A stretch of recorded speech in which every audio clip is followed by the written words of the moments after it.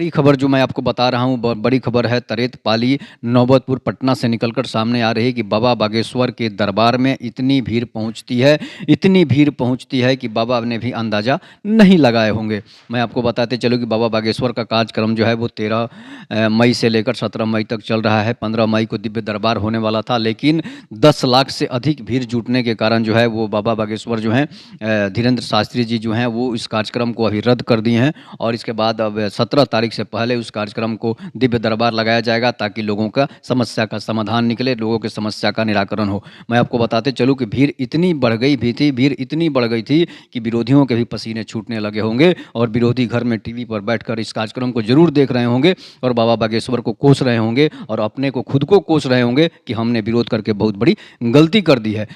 जिस तरह से 10 लाख के करीब लोग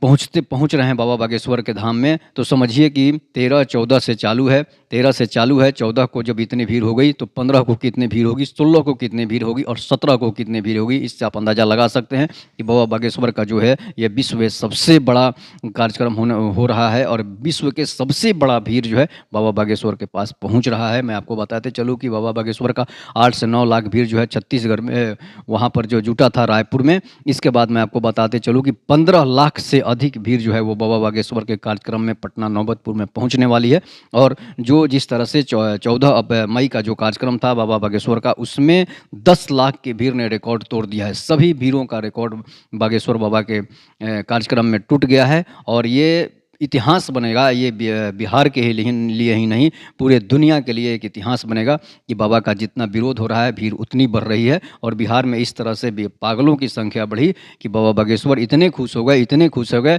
उन्होंने दोबारा बिहार आने का जो है प्रण कर लिया कि मैं बिहार के पागलों, इतने अगर बिहार में मैं जानता कि पागल हैं तो समझिए कि मैं बिहार बार बार आता और बिहार पहले ही आ गया होता। लेकिन अफसोस है कि मैं बिहार इस बार आया हूं और मैं फिर आऊँगा बिहार। और जो भीड़ है बिहार में, जो भीड़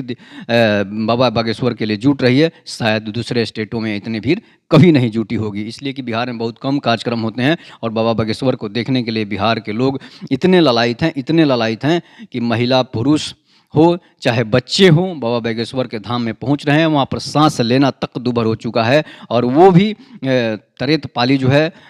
शुक्र मनाइए कि गांधी मैदान में ये कार्यक्रम नहीं तो पटना,